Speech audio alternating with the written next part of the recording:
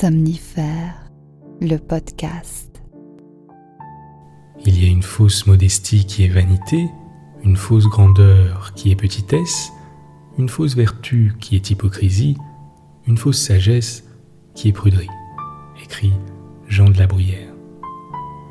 Bonsoir à tous, nous sommes le dimanche 20 juin et Somnifère vous raconte ce soir l'histoire du rosier de Madame Husson, la célèbre nouvelle de Maupassant qui a connu différentes adaptations télévisuelles, notamment avec Bourvil et Fernandel, la dernière en date étant celle de France 2 en 2008 dans le cadre de la série Chez Maupassant.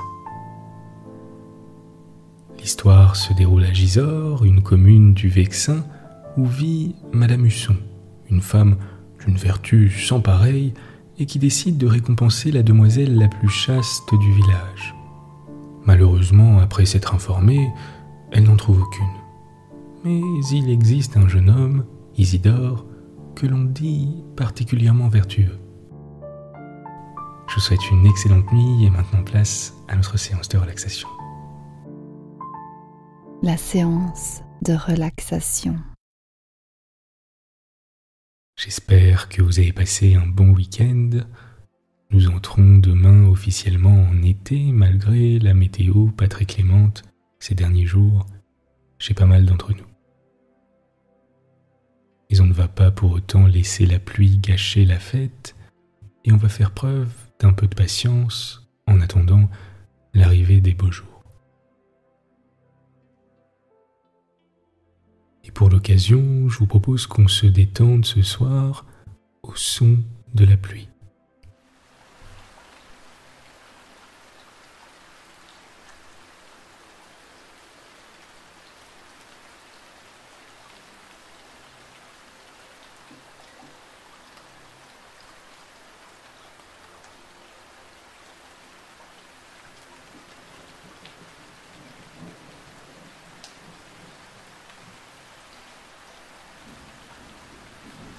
Installez-vous confortablement, mettez-vous à l'aise et quand vous êtes prêt, fermez les yeux.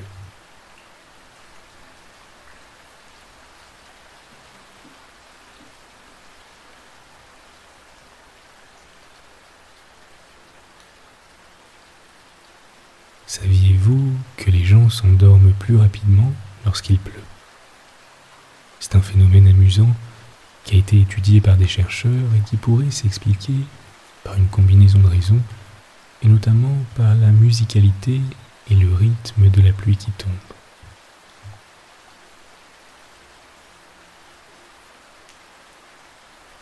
C'est apaisant, c'est réconfortant, on se sent en sécurité.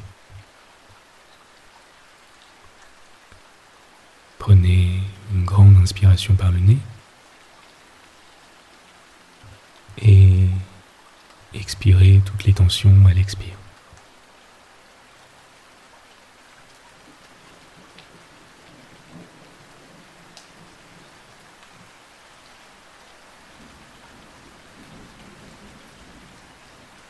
À présent, concentrez-vous sur le rythme simple et répétitif de la pluie qui tombe et laissez-le vous apaiser et calmer vos émotions.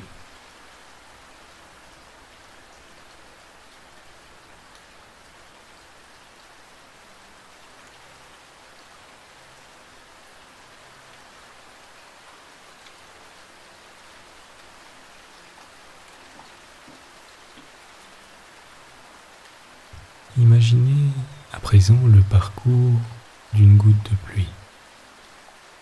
En commençant par le nuage de pluie qui l'a vu naître, jusqu'à ce qu'elle tombe sur le toit de votre immeuble ou de votre maison.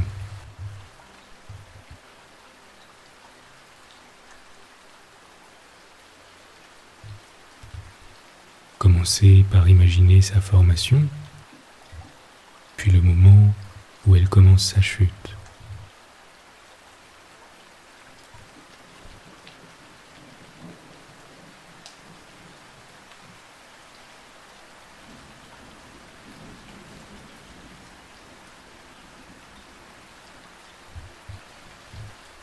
Suivez cette goutte de pluie qui tombe du ciel sans effort, comme pour nettoyer l'atmosphère.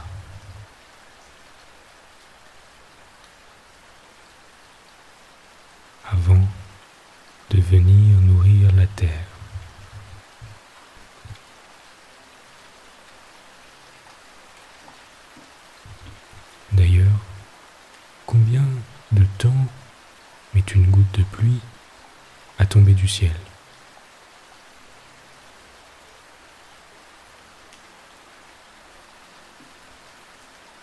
« 30 secondes, peut-être moins, peut-être plus.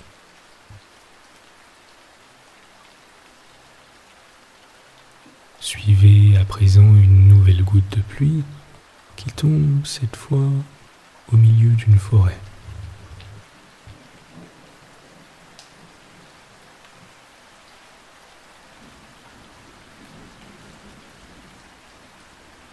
La goutte vient hydrater le sol.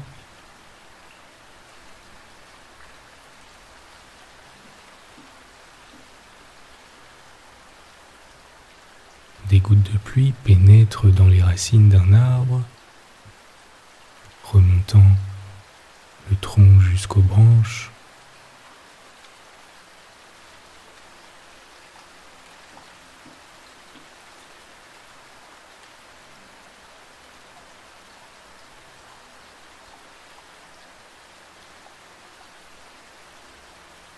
Et plus tard, s'évapore à travers les feuilles.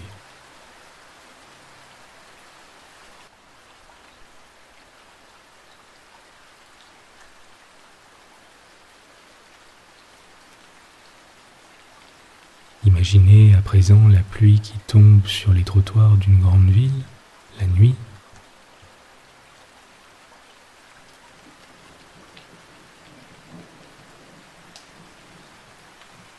Peut-être Paris,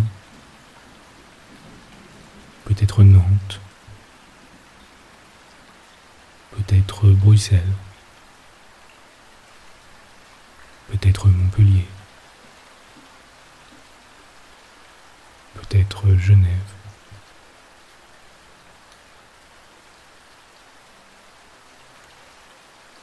Sentez l'odeur caractéristique de la pluie.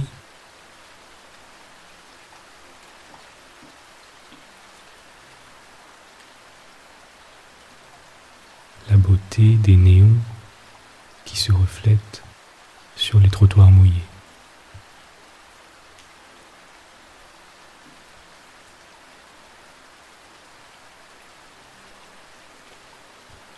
La sensation si agréable d'être au sec et de regarder la pluie tomber et nettoyer la ville.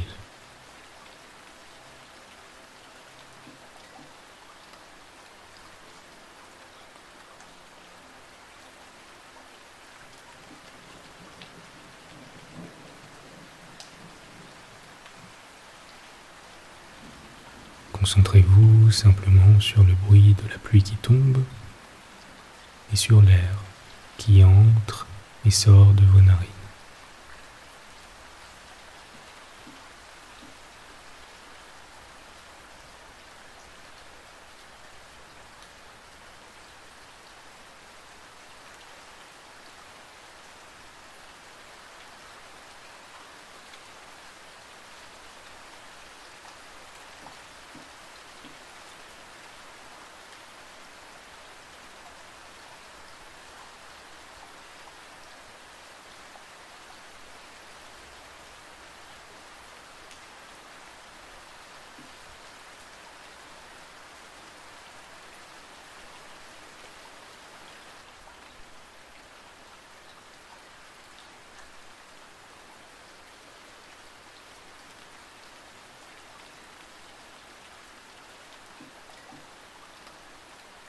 Vous êtes calme et détendu.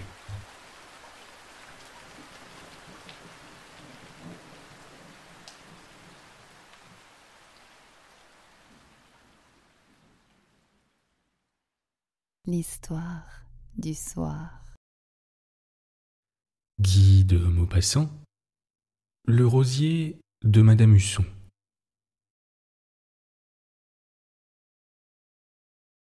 Nous venions de passer Gisors, où je m'étais réveillé en entendant le nom de la ville crié par les employés.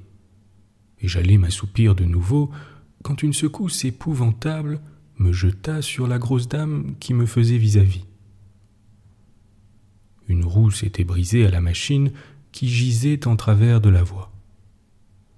Le tender et le wagon de bagages, déraillés aussi, s'étaient couchés à côté de cette mourante qui râlait, geignait, sifflait, soufflait, crachait, ressemblait à ces chevaux tombés dans la rue, dont le flanc bat, dont la poitrine palpite, dont les naseaux fument et dont tout le corps frissonne, mais qui ne paraissent plus capables du moindre effort pour se relever et se remettre à marcher.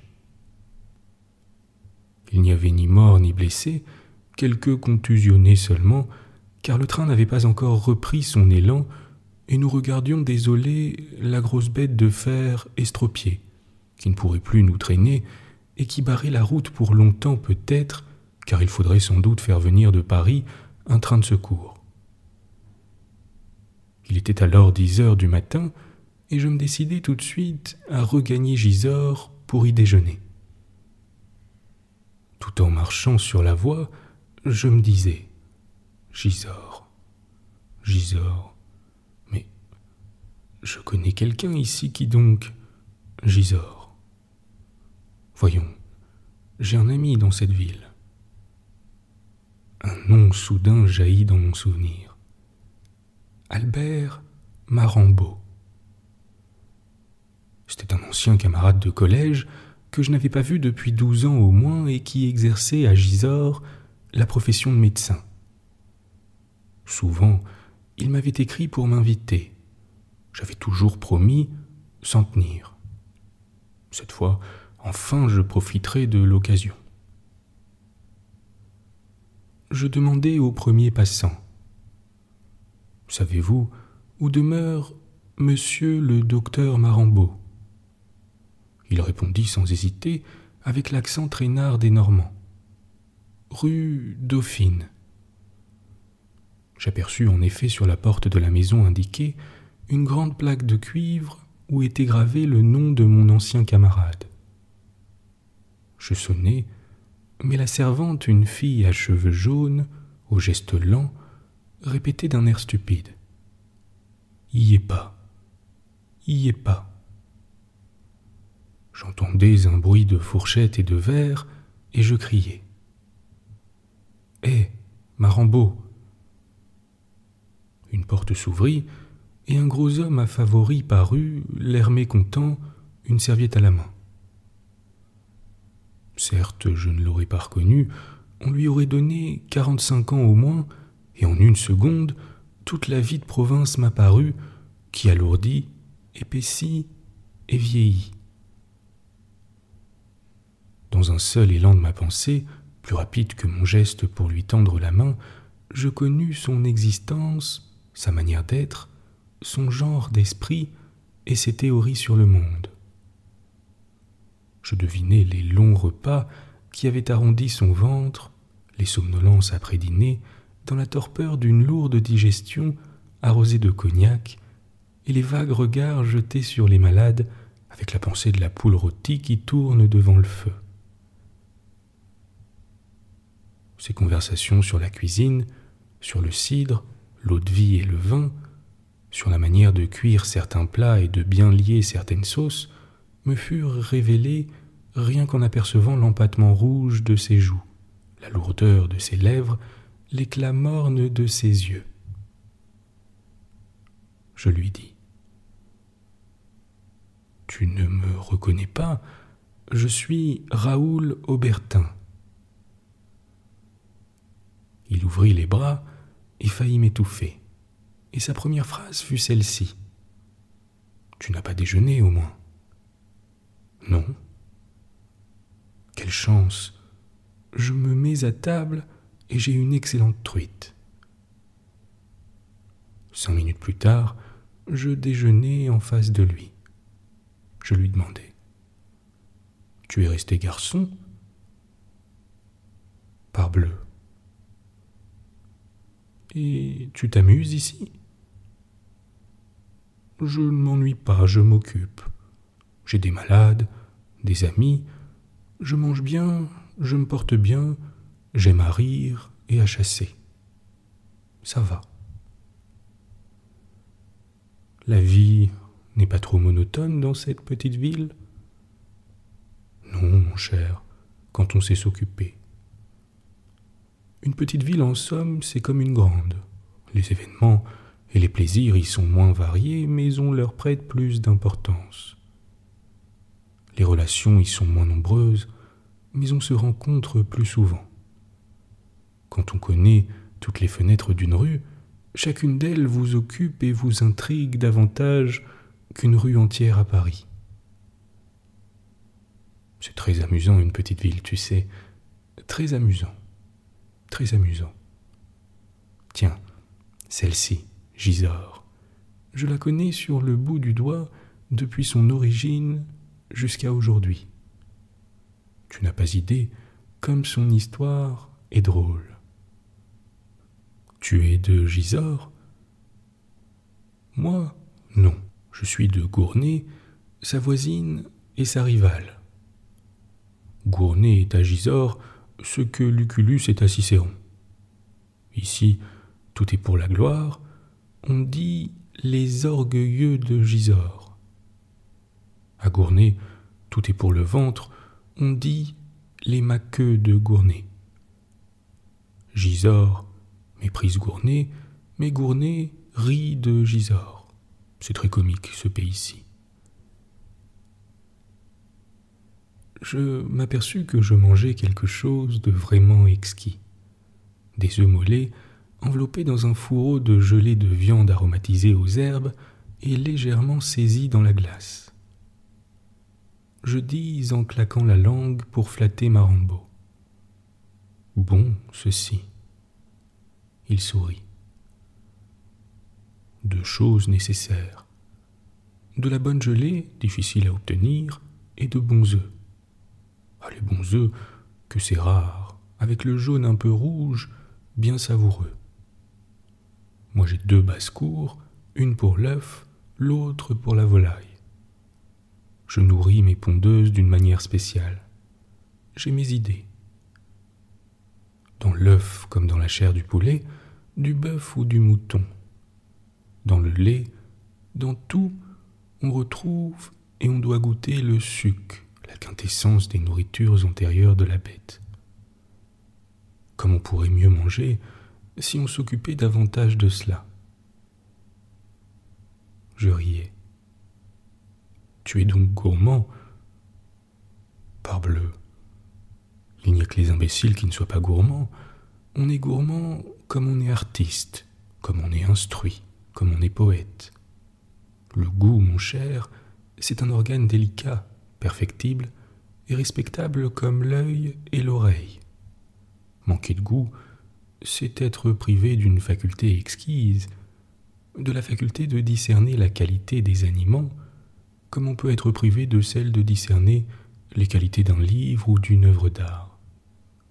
C'est être privé d'un sens essentiel, d'une partie de la supériorité humaine. C'est appartenir à une des innombrables classes d'infirmes, de disgraciés et de sots dont se compose notre race. C'est avoir la bouche bête, en un mot, comme on a l'esprit bête. Un homme qui ne distingue pas une langouste d'un homard, un hareng, cet admirable poisson qui porte en lui toutes les saveurs, tous les arômes de la mer, d'un maquereau ou d'un merlan, et une poire crassane d'une duchesse, est comparable à celui qui confondrait Balzac avec Eugène Sue, une symphonie de Beethoven avec une marche militaire d'un chef de musique de régiment, et l'Apollon du Belvédère avec la statue du général de Blanmont. Qu'est-ce donc que le général de Blanmont? Ah, c'est vrai, tu ne sais pas. On voit bien que tu n'es point de Gisors. Mon cher, je t'ai dit tout à l'heure qu'on appelait les habitants de cette ville les orgueilleux de Gisors. Et jamais épithète ne fut mieux méritée. Mais déjeunons d'abord, et je te parlerai de notre ville en te la faisant visiter. Il cessait de parler de temps en temps pour boire lentement un demi-verre de vin qu'il regardait avec tendresse en le reposant sur la table. Une serviette nouée au col, les pommettes rouges, l'œil excité, les favoris épanouis autour de sa bouche en travail, il était amusant à voir. Il me fit manger jusqu'à la suffocation. Puis comme je voulais regagner la gare, il me saisit le bras et m'entraîna par les rues. La ville, d'un joli caractère provincial, dominée par sa forteresse, le plus curieux monument de l'architecture militaire du 7e siècle qui soit en France, domine à son tour une longue vallée où les lourdes vaches de Normandie broutent et ruminent dans les pâturages. Le docteur me dit: Gisors, ville de 4000 habitants aux confins de l'Eure, mentionnée déjà dans les commentaires de Jules César. Je ne te mènerai pas visiter le campement de l'armée romaine dont les traces sont encore très visibles. Je riais et je répondis: Mon cher, il me semble que tu es atteint d'une maladie spéciale que tu devrais étudier, toi médecin, et qu'on appelle l'esprit de clocher. Il s'arrêta net. L'esprit de clocher, mon ami, n'est pas autre chose que le patriotisme naturel. J'aime ma maison, ma ville et ma province par extension, parce que j'y trouve encore les habitudes de mon village. Mais si j'aime la frontière, si je la défends, si je me fâche quand le voisin y met le pied, c'est parce que je me sens déjà menacé dans ma maison, parce que la frontière que je ne connais pas est le chemin de ma province. Ainsi moi, je suis normand, un vrai normand, eh bien, malgré ma rancune contre l'allemand et mon désir de vengeance, je ne le déteste pas. Je ne le hais pas d'instinct, comme je hais l'anglais, l'ennemi véritable, l'ennemi héréditaire, l'ennemi naturel du normand. Parce que l'anglais a passé sur ce sol habité par mes aïeux, l'a pillé et ravagé 20 fois, et que la version de ce peuple perfide m'a été transmise avec la vie par mon père. Tiens, voici la statue du général. Quel général? Le général de Blanmont. Il nous fallait une statue. Nous ne sommes pas pour rien les orgueilleux de Gisors, alors nous avons découvert le général de Blanmont.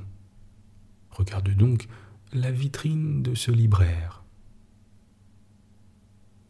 Il m'entraîna vers la devanture d'un libraire où une quinzaine de volumes jaunes, rouges ou bleus attiraient l'œil. En lisant les titres, un rire fou me saisit. C'était Gisors, ses origines, son avenir, par M. X, membre de plusieurs sociétés savantes. Histoire de Gisors par l'abbé A, Gisors de César à nos jours par M. B, propriétaire, Gisors et ses environs par le docteur C. D, les gloires de Gisors par un chercheur. Mon cher, reprit Marambo, il ne se passe pas une année, tu entends bien, sans que paraisse ici une nouvelle histoire de Gisors. Nous en avons 23. Et les gloires de Gisors, demandai-je. Oh, je ne te les dirai pas toutes, je te parlerai seulement des principales. Nous avons eu d'abord le général de Blanmont, puis le baron d'Avilliers, le célèbre céramiste qui fut l'explorateur de l'Espagne et des Baléares et révéla aux collectionneurs les admirables faïences hispano-arabes. Dans les lettres, un journaliste de grand mérite mort aujourd'hui, Charles Brenne, et parmi les bien vivants le très éminent directeur du Nouvelliste de Rouen, Charles Lapierre, et encore beaucoup d'autres. Nous suivions une longue rue, légèrement en pente, chauffée d'un bout à l'autre par le soleil de juin qui avait fait rentrer chez eux les habitants. Tout à coup, à l'autre bout de cette voie, un homme apparut, un ivrogne qui titubait. Il arrivait la tête en avant, les bras ballants, les jambes molles, par périodes de 3, 6 ou 10 pas rapides, que suivait toujours un repos. Quand son élan énergique et court l'avait porté au milieu de la rue, il s'arrêtait net et se balançait sur ses pieds. hésitant entre la chute et une nouvelle crise d'énergie. Puis il repartait brusquement dans une direction quelconque. Il venait alors heurter une maison sur laquelle il semblait se coller, comme s'il voulait entrer dedans à travers le mur. Puis il se retournait d'une secousse et regardait devant lui, la bouche ouverte, les yeux clignotant sous le soleil, puis d'un coup de rein détachant son dos de la muraille, il se remettait en route. Un petit chien jaune, un roquet famélique, le suivait en aboyant, s'arrêtant quand il s'arrêtait, repartant quand il repartait. « Tiens, dit Marambo, voilà le rosier de Madame Husson. » Je fus très surpris et je demandai. « Le rosier de Madame Husson, qu'est-ce que tu veux dire par là ?» Le médecin se mit à rire. « C'est une manière d'appeler les ivrognes que nous avons ici. Cela vient d'une vieille histoire passée maintenant à l'état de légende, bien qu'elle soit vraie en tout point. Est-elle drôle, ton histoire ? Très drôle. Alors raconte-la. Très volontiers, il y avait autrefois dans cette ville une vieille dame, très vertueuse et protectrice de la vertu, qui s'appelait Madame Husson. Tu sais, je te dis les noms véritables et pas des noms de fantaisie. Madame Husson s'occupait particulièrement des bonnes œuvres, de secourir les pauvres et d'encourager les méritants. Petite, trottant court, ornée d'une perruque de soie noire, cérémonieuse, polie, en fort bon terme avec le bon Dieu, représentée par l'abbé Malou, elle avait une horreur profonde, une horreur native, du vice, et surtout du vice que l'Église appelle luxure. Les grossesses avant mariage la mettaient hors d'elle, l'exaspéraient jusqu'à la faire sortir de son caractère. Or c'était l'époque où l'on couronnait des rosières aux environs de Paris, et l'idée vint à Madame Husson d'avoir une rosière à Gisors. Elle s'en ouvrit à l'abbé Malou, qui dressa aussitôt une liste de candidates. Mais Madame Husson était servie par une vieille bonne nommée Françoise, aussi intraitable que sa patronne. Dès que le prêtre fut parti, la maîtresse appela sa servante et lui dit « Tiens, Françoise, voici les filles que me propose monsieur le curé pour le prix de vertu. Tâche de savoir ce qu'on pense d'elles dans le pays. » Et Françoise se mit en campagne. Elle recueillit tous les potins, toutes les histoires, tous les propos, tous les soupçons. Pour ne rien oublier, elle écrivait cela avec la dépense sur son livre de cuisine et le remettait chaque matin à Madame Husson qui pouvait lire, après avoir ajusté ses lunettes sur son nez mince, « Pain, 4 sous. Lait, 2 sous. Beurre, 8 sous. » Malvina l'évêque s'est dérangée l'an dernier avec Mathurin Poilu. Un gigot, 25 sous. Sel, 1 sou. Rosalie Vatinelle a été rencontrée dans le bois Riboudet, avec ses airs pieds noirs, par Madame Onésime, repasseuse, le 20 juillet à la Brune. Radis, 1 sou.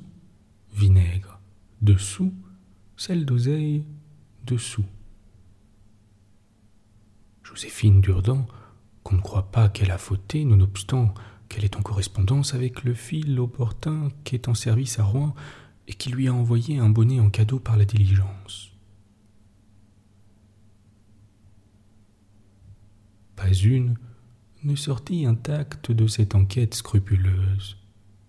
Françoise interrogeait tout le monde, les voisins, les fournisseurs, l'instituteur, les sœurs de l'école, et recueillait les moindres bruits.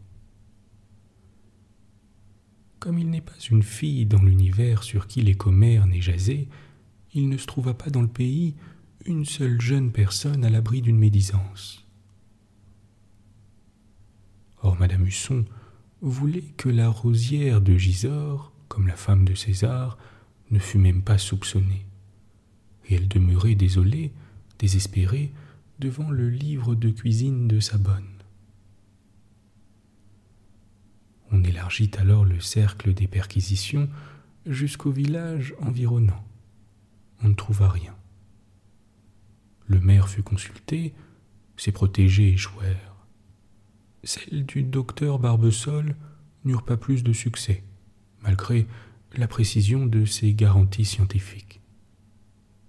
Or, un matin, Françoise, qui rentrait d'une course, dit à sa maîtresse : « Voyez-vous, madame, si vous voulez couronner quelqu'un, il n'y a qu'Isidore dans la contrée. » Madame Husson resta rêveuse. Elle le connaissait bien, Isidore, le fils de Virginie la fruitière. Sa chasteté proverbiale faisait la joie de Gisors depuis plusieurs années déjà, servait de thème plaisant aux conversations de la ville et d'amusement pour les filles qui s'égayaient à le taquiner. Âgé de 20 ans passés, grand, gauche, lent et craintif, il aidait sa mère dans son commerce et passait ses jours à éplucher des fruits ou des légumes assis sur une chaise devant la porte.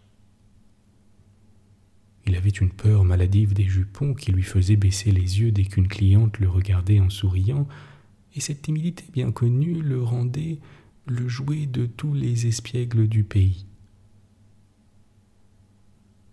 Les mots hardis, les gauloiseries, les allusions graveleuses le faisaient rougir si vite que le docteur Barbesol l'avait surnommé le thermomètre de la pudeur. Savait-il ou ne savait-il pas, se demandaient les voisins, les malins. Était-ce le simple pressentiment de mystères ignorés et honteux, ou bien l'indignation pour les vils contacts ordonnés par l'amour qui semblait émouvoir si fort le fils de la fruitière Virginie? Les galopins du pays, en courant devant sa boutique, hurlaient des ordures à pleine bouche afin de le voir baisser les yeux.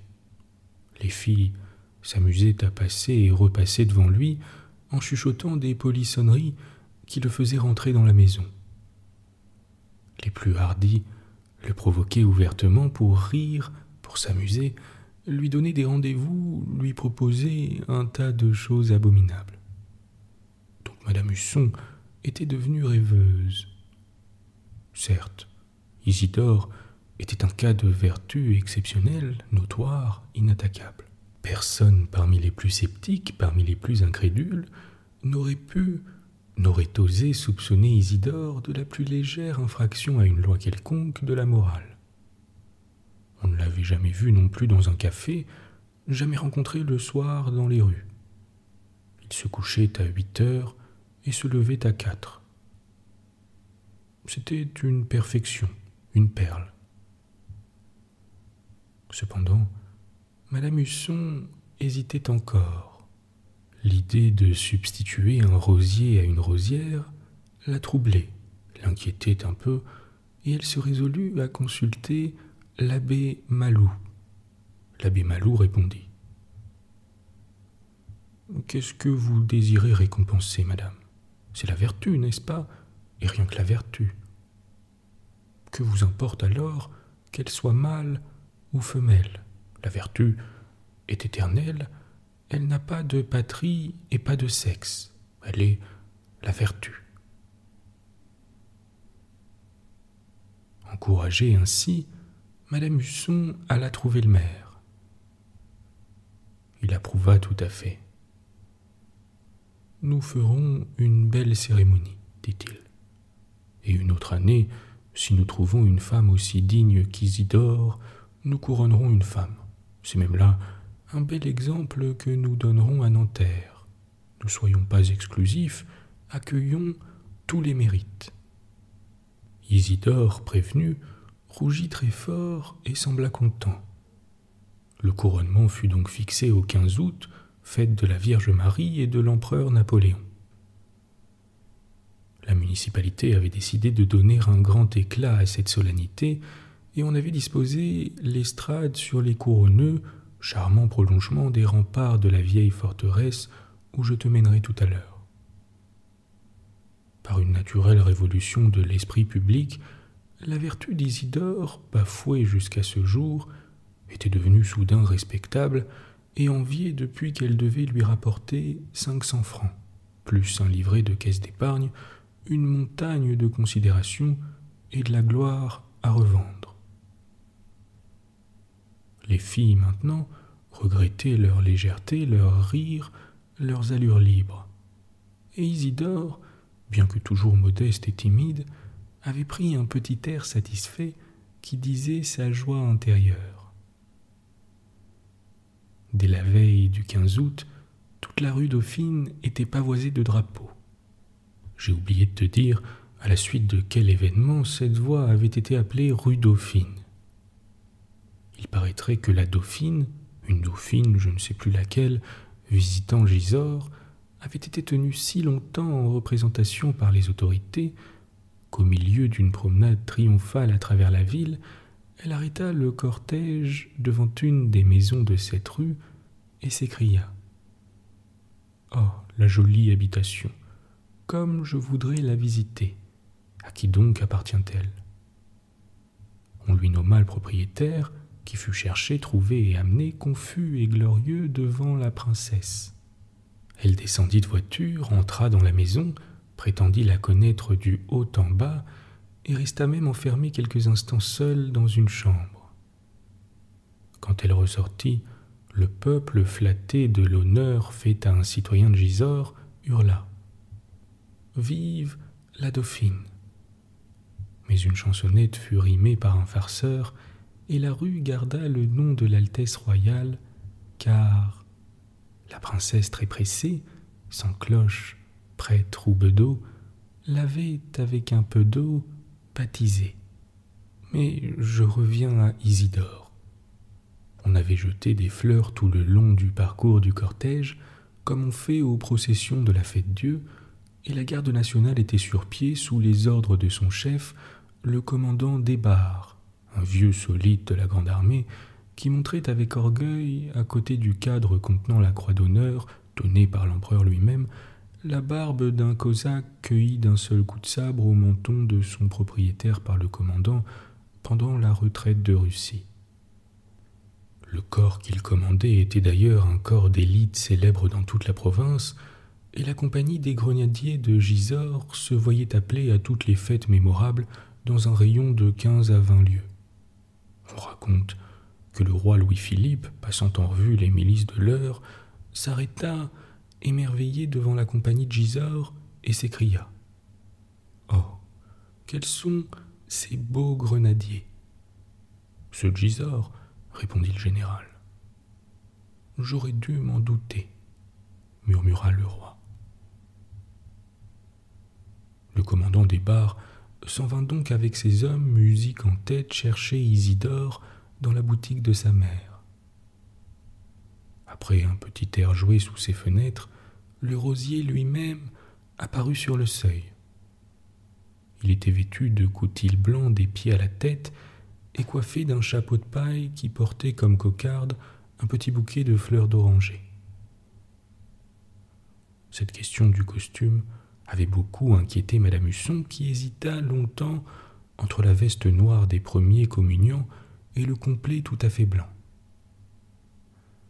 Mais Françoise, sa conseillère, la décida pour le complet blanc en faisant voir que le rosier aurait l'air d'un cygne.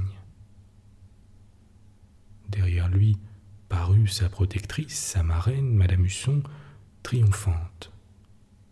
Elle prit son bras pour sortir, et le maire se plaça de l'autre côté du rosier.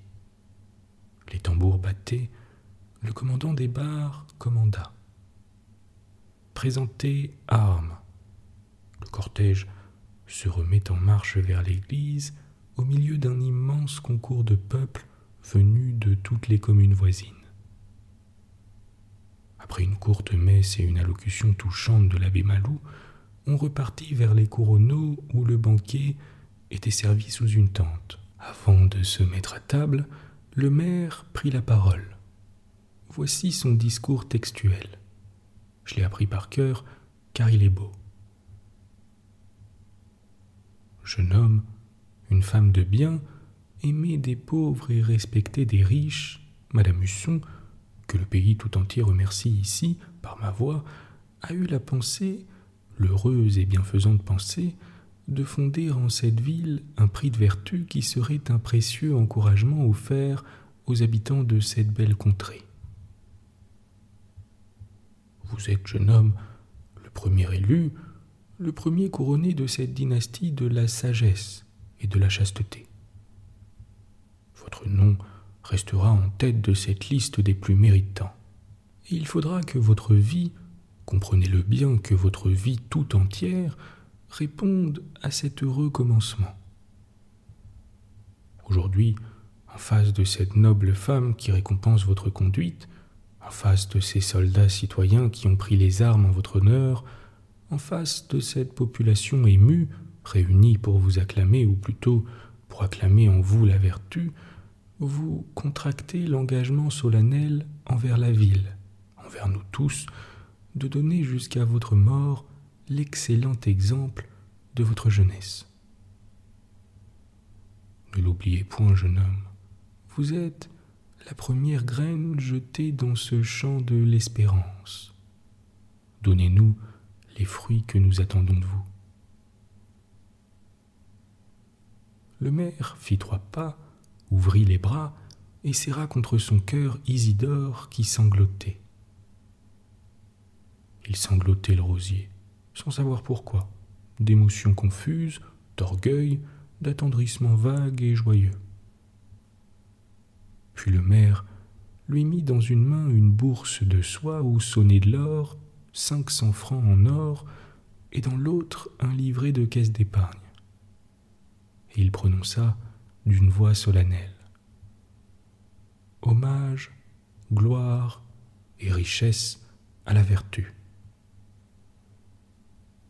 Le commandant des barres hurlait: bravo!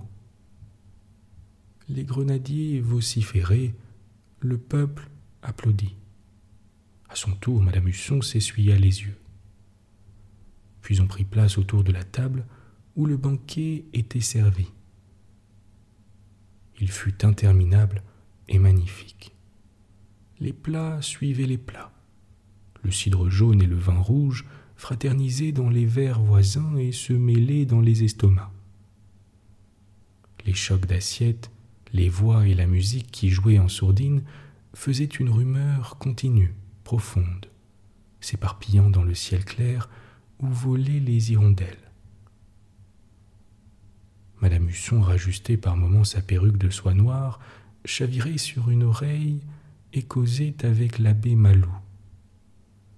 Le maire, excité, parlait politique avec le commandant des barres, et Isidore mangeait. Isidore buvait comme il n'avait jamais bu et mangé.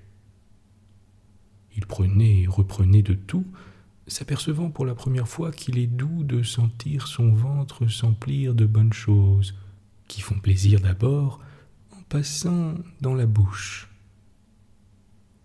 Il avait desserré adroitement la boucle de son pantalon, qui le serrait sous la pression croissante de son bedon, et, silencieux, un peu inquiété cependant par une tache de vin tombée sur son veston de coutil, il cessait de mâcher pour porter son verre à sa bouche, et l'y garder le plus possible, car il goûtait avec lenteur.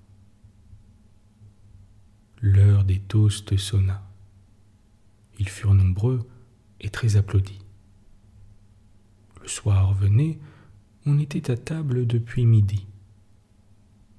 Déjà flottaient dans la vallée les vapeurs fines et laiteuses, légers vêtements de nuit des ruisseaux et des prairies.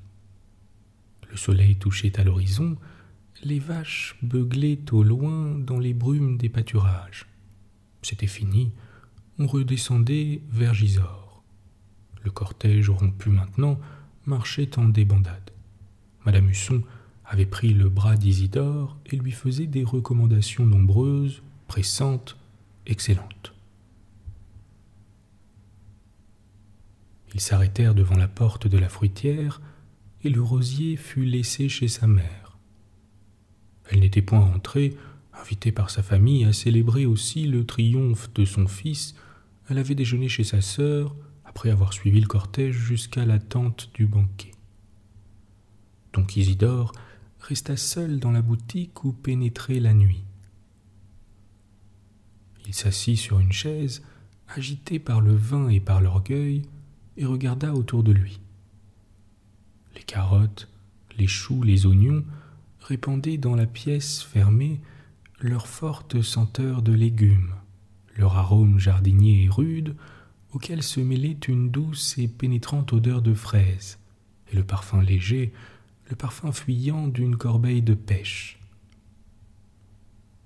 Le rosier en prit une et la mangea à pleines dents, bien qu'il eût le ventre rond comme une citrouille.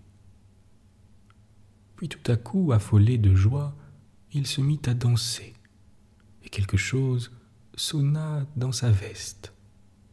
Il fut surpris, enfonça ses mains en ses poches et ramena la bourse aux 500 francs qu'il avait oubliés dans son ivresse. 500 francs.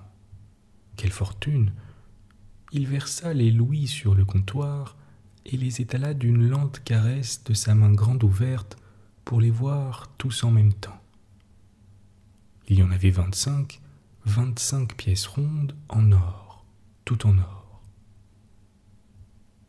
Elles brillaient sur le bois dans l'ombre épaissie, et il les comptait et les recomptait, posant le doigt sur chacune et murmurant 1, 2, 3, 4, 5, 100, 6, 7, 8, 9, 10, 200. Puis il les remit dans sa bourse qu'il cacha de nouveau dans sa poche. Qui saura et qui pourrait dire le combat terrible livré dans l'âme du rosier entre le mal et le bien, l'attaque tumultueuse de Satan, ses ruses, les tentations qu'il jeta en ce cœur timide et vierge. Quelles suggestions, quelles images, quelle convoitise inventa le malin pour émouvoir et perdre cet élu. Il saisit son chapeau, l'élu de Madame Husson, son chapeau qui portait encore le petit bouquet de fleurs d'oranger, et sortant par la ruelle derrière la maison, il disparut dans la nuit. La fruitière Virginie, prévenue que son fils était rentré, revint presque aussitôt et trouva la maison vide. Elle attendit sans s'étonner d'abord, puis au bout d'un quart d'heure, elle s'informa. Les voisins de la rue Dauphine avaient vu entrer Isidore et ne l'avaient point vu ressortir. Donc on le chercha, on ne le découvrit point. La fruitière, inquiète, courut à la mairie. Le maire ne savait rien, sinon qu'il avait laissé le rosier devant sa porte. Madame Husson venait de se coucher quand on l'avertit que son protégé avait disparu. Elle remit aussitôt sa perruque, se leva et vint elle-même chez Virginie. Virginie, dont l'âme populaire avait l'émotion rapide, pleurait toutes les larmes de son corps au milieu de ses choux, de ses carottes et de ses oignons. On craignait un accident. Lequel? Le commandant des bars prévint la gendarmerie qui fit une ronde autour de la ville et on trouva sur la route de Pontoise le petit bouquet de fleurs d'oranger. Il fut placé sur une table autour de laquelle délibéraient les autorités. Le rosier avait dû être victime d'une ruse, d'une machination, d'une jalousie. Mais comment? Quels moyens avait-on employé pour enlever cet innocent et dans quel but? Las de chercher sans trouver, les autorités se couchèrent. Virginie seule veilla dans les larmes. Or le lendemain soir, quand passa à son retour la diligence de Paris, Gisors apprit avec stupeur que son rosier avait arrêté la voiture à 200 mètres du pays, était monté, avait payé sa place en donnant 1 louis dont on lui remit la monnaie, et qu'il était descendu tranquillement dans le cœur de la grande ville. L'émotion devint considérable dans le pays. Des lettres furent échangées entre le maire et le chef de la police parisienne, mais n'amenèrent aucune découverte. Les jours suivaient les jours, la semaine s'écoula. Or un matin, le docteur Barbesol, sorti de bonne heure, aperçut assis sur le seuil d'une porte un homme vêtu de toile grise et qui dormait la tête contre le mur. Il s'approcha et reconnut Isidore. Voulant le réveiller, il n'y put parvenir. L'ex-rosier dormait d'un sommeil profond, invincible, inquiétant, et le médecin surpris alla requérir de l'aide afin de porter le jeune homme à la pharmacie Boncheval. Lorsqu'on le souleva, une bouteille vide apparut cachée sous lui, et l'ayant flairée, le docteur déclara qu'elle avait contenu de l'eau-de-vie. C'était un indice qui servit pour les soins à donner. Ils réussirent. Isidore était ivre et abruti par 8 jours de saoulerie, ivre et dégoûtant à n'être pas touché par un chiffonnier. Son beau costume de coutil blanc était devenu une loque grise, jaune, graisseuse, fangeuse, déchiquetée, ignoble, et sa personne sentait toutes sortes d'odeurs d'égout, de ruisseaux et de vices. Il fut lavé, sermonné, enfermé, et pendant 4 jours ne sortit point. Il semblait honteux et repentant. On n'avait retrouvé sur lui ni la bourse aux 500 francs, ni le livret de caisse d'épargne, ni même sa montre d'argent, héritage sacré laissé par son père, le fruitier. Le 5e jour, il se risqua dans la rue Dauphine. Les regards curieux le suivaient, et il allait le long des maisons, la tête basse, les yeux fuyants. On le perdit de vue à la sortie du pays vers la vallée, mais 2 heures plus tard, il reparut, ricanant et se heurtant au mur. Il était ivre, complètement ivre. Rien ne le corrigea. Chassé par sa mère, il devint charretier et conduisit les voitures de charbon de la maison Pougrisel qui existe encore aujourd'hui. Sa réputation d'ivrogne devint si grande, s'étendit si loin, qu'à Évreux même on parlait du rosier de Madame Husson, et les pochards du pays ont conservé ce surnom. Un bienfait n'est jamais perdu. Le docteur Marambeau se frottait les mains en terminant son histoire. Je lui demandai : « As-tu connu le rosier, toi ? » ?»« Oui, j'ai eu l'honneur de lui fermer les yeux. »« De quoi est-il mort ? » ?»« Dans une crise de delirium tremens, naturellement. » Nous étions arrivés près de la vieille forteresse, amas de murailles ruinées que domine l'énorme tour Saint-Thomas de Cantorbéry et la tour dite du prisonnier. Marambeau me conta l'histoire de ce prisonnier qui, au moyen d'un clou, couvrit de sculptures les murs de son cachot en suivant les mouvements du soleil à travers la fente étroite d'une meurtrière. Puis j'appris que Clotaire II avait donné le patrimoine de Gisors à son cousin Saint Romain, évêque de Rouen, que Gisors cessa d'être la capitale de tout le Vexin après le traité de Saint-Clair-sur-Epte, que la ville est le premier point stratégique de toute cette partie de la France, et qu'elle fut par suite de cet avantage prise et reprise un nombre infini de fois. Sur l'ordre de Guillaume le Roux, le célèbre ingénieur Robert de Bellême y construisit une puissante forteresse attaquée plus tard par Louis le Gros, puis par les barons normands, défendue par Robert de Candos, cédée enfin à Louis le Gros par Geoffroy Plantagenet, reprise par les Anglais à la suite d'une trahison des Templiers, disputée entre Philippe Auguste et Richard Cœur de Lion, brûlée par Édouard III d'Angleterre qui ne put prendre le château, enlevé de nouveau par les Anglais en 1419, rendu plus tard à Charles VII par Richard de Marbury, prise par le duc du Calabre, occupée par la Ligue, habitée par Henri IV, etc., etc. Et Marambeau, convaincu, presque éloquent, répétait : Quelle gueux, ces Anglais. Et quel pochard, mon cher. Tous rosiers, ces hypocrites-là. Puis après un silence, tendant son bras vers la mince rivière qui brillait dans la prairie.